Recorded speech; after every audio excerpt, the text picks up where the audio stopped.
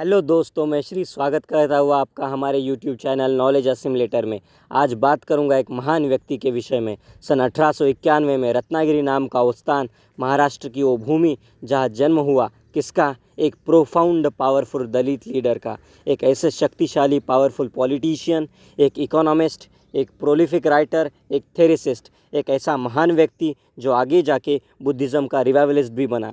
Human rights profounder, eminent scholar, razor sharp intelligence. नाम था इनका डॉक्टर भीमराव रामजी अंबेडकर। छोटी सी उम्र में ही माता का देहांत हो गया। फादर की जॉब की वजह से रत्नागिरी से सातारा शिफ्ट हो गए। बचपन से ही एक कठिन को दिल को दहला देने वाली परिस्थिति से गुजरे। पढ़ने का बहुत शौक़ था, पर एक दलित समाज से बिलोंग करते थे, इसी वजह से किसी भी स्कूल में एडमिशन मिलता नहीं था।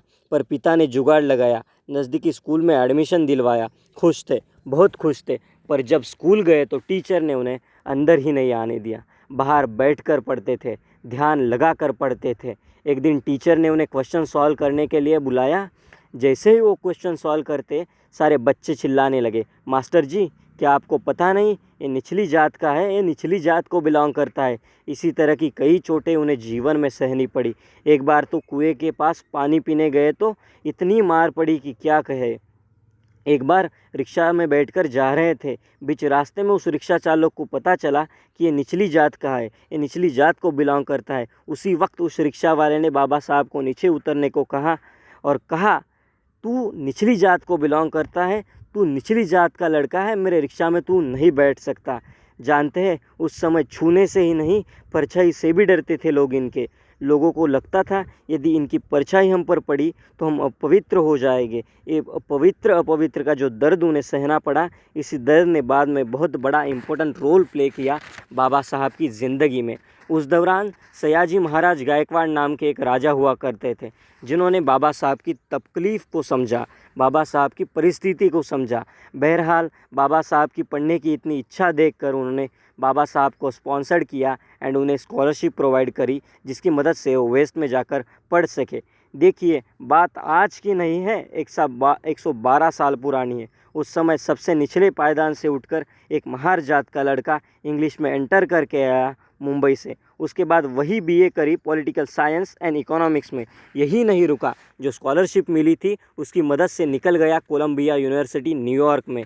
वहाँ जाकर उन्होंने पहले एमए किया political science, history, economics and बाद में एमए किया सोशियोलॉजी में। उसके बाद पीएचडी कंप्लीट करी उसी रेप्यूटेड यूनिवर्सिटी में। बाबा साहब यही कहाँ रुकने वाले थे, सीधा चले गए लंदन स्कूल ऑफ इकोनॉमिक्स में। कहा, लंदन स्कूल ऑफ इकोनॉमिक्स में, इकोनॉमिक्स का सबसे बड़ा यूनिवर्सिटी। वहाँ जाकर उन्होंने पहले एमएससी कंप्लीट किया, उसके बाद लॉ की पढ़ाई करी एंड उसी दौरान अपनी डॉक्टरेट कंप्लीट की, अपनी खुद की थेसिस लिखी। डॉक्टरेट कंप्लीट करते समय उन्होंने अपनी खुद की थेसिस लिखी, जिसके बेसिस पे आगे जाके रिजर्व बैंक ऑफ इंडिया की नींव रखी गई। अपनी पढ़ाई पूरी करने के बाद बड़ी बड़ी नौकरियों को सम्मानपूर्वक ना कहकर वे वापस आ गए भारत। सीधा चले गए महाराज सयाजी गायकवाड़ के पास एंड उन्होंने उनसे कहा, सारे विश्व से पढ़ के आया हूँ, आप मुझे आपकी सेवा करने का अवसर दीजिए। तो अब महाराज ने बाबा साहब को मिलिट्री सेक्रेटरी की पोस्ट दे दी। अब तो पोस्ट भी मिल गई थी, पर अभी कहाँ वो ऊंच नीच ख़त्म होती। जो बाबा साहब का पियोन था वो उन्हें फ़ाइल दूर से फेंक कर देता था। उस वक्त बाबा साहब ने उसे पूछा, आप ऐसा क्यों कर रहे हैं? तो वो पियोन बोला, तुम बड़े पद पे हो तो क्या हुआ, हो तो तुम निचली जात के ना। ये सुनकर बाबा साहब का दिल पानी पानी हो गया। खुद से वो बोले, ये तो बदल के रहूँगा। इसी कठिन दौर से वो गुजर रहे थे। उसी दौरान एक बुरी चीज़ हुई उनके साथ। उन्हें जो 5 संतानें थी रमाबाई के, और उन्हें जो 5 संतानें थी उनमें से 4 संतानों की मौत हो गई एंड कुछ दिनों बाद पत्नी रमाबाई की भी लंबे आजार के कारण की वजह से मौत हो गई। दुख के दौर से गुजर रहे थे, पर किसी तरह से अपने आप को संभाला, अपने समाज को देखा, अपने लोगों की तरफ देखा और उसके बाद जो हुआ, उसके बाद जो बाबा साहब ने किया उसको पूरी दुनिया ने देखा, उसे पूरी दुनिया ने देखा एंड उसी के साथ उनके इस प्रयत्न को देखकर बहुत तारीफ़ें भी की। महाड़ का वो सत्याग्रह कौन भूल सकता है, जिसने सारी जंजीरें तोड़कर कुएं का पानी पीने का अधिकार दिला।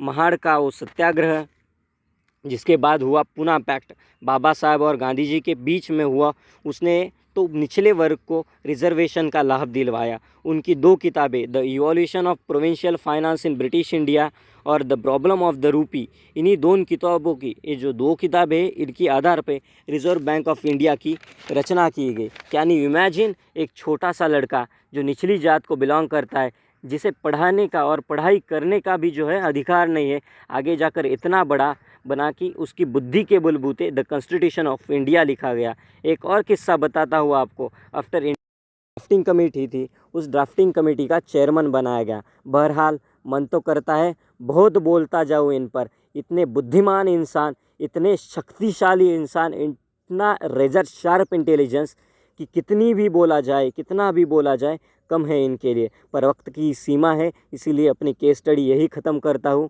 यदि आपको वीडियो पसंद आया है तो ज़रूर लाइक, शेयर एंड कमेंट करिए एंड इसी तरह के वीडियोस के लिए हमारे चैनल को सब्सक्राइब करिए। जय हिंद, जय भारत।